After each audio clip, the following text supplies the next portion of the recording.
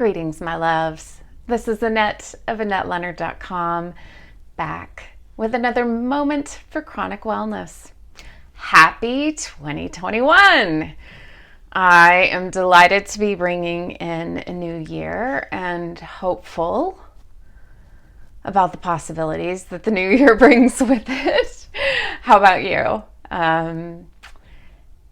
I am not setting resolutions for this new year, but I am setting a few intentions.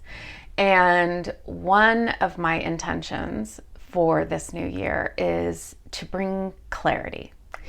And in thinking about clarity, I really am seeking some clarity as it relates to decisions in my health picture and some upcoming decisions as it relates to treatment options and decisions I need to make about an upcoming surgery and whether or not to travel to see my pulmonary docs up in Seattle. So a number of upcoming decisions about my health. And one of the things that I firmly believe only ever serves us as people with chronic health conditions is to become content experts about our disease. So that's my topic for today, is how can we learn all that we can and become the experts on ourselves as it relates to our diseases. And so here's my starting point. I have had this ongoing struggle in, my life as a professional patient around trying to pursue this new treatment option for myself that is uncharted, is a treatment that is off-label for my disease. There is therefore no dose and frequency for my disease, and yet it comes at the recommendation of a physician. And in trying to track down other experts who can help me dial in a dose, a frequency, make a recommendation so that then we can start the next steps of the process, which is getting approval from my infusion practice, then getting that practice to take the approvals to my insurance, all these hoops, that you have to jump through. I just haven't even been able to get somebody to talk to me about what my dose would be. And I finally got a pharmacist on the phone the other day who said, lady, nobody wants to be the first in this regard unless they're running a study on it. And that would be done by the drug company.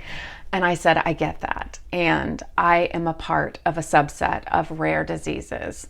And here's why this matters. I have a port I can't use. I have veins that are shot. I am young enough that I need my veins to still be accessible. I need to consider a subcutaneous version of this drug for these reasons.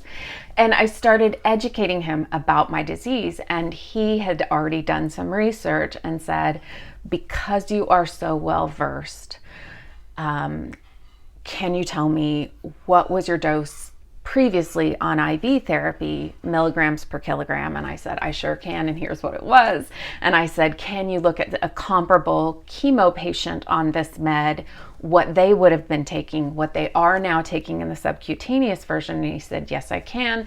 He looked that up. We started to have a really engaged conversation. And I said, okay, so now I want to take this back to my doctor. I can do that one of two ways. I can say either a PharmD at the oncology practice said this, or I can say your name so that my doctor can actually contact you if he has questions. Which of those two would you prefer? And he said, well, I would have opted for option A, but you have come into this conversation so well versed. I understand that you understand the risks and that you understand that my recommendations come with all these caveats, with all of these possibilities for this to not go well, for it to not be the right dose out of the gate, that I will attach my name to it. Huzzah! your doc can call me with questions.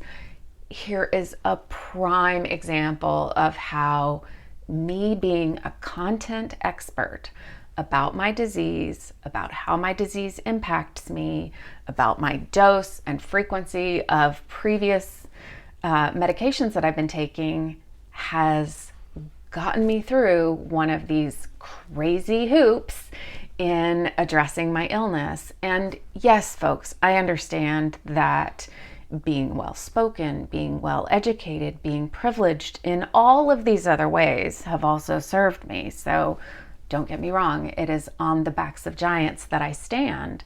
And taking the time to know my disease, know my medical history, and this can be as detailed as reading medical journal articles, it can be setting up a Google alert, and it is also taking detailed notes, whether that's recording your doctor's appointments or taking somebody with you who can transcribe some of what's happening. It is always going into medical appointments with questions. It is knowing how to keep track of the papers and the paperwork that I get from doctors.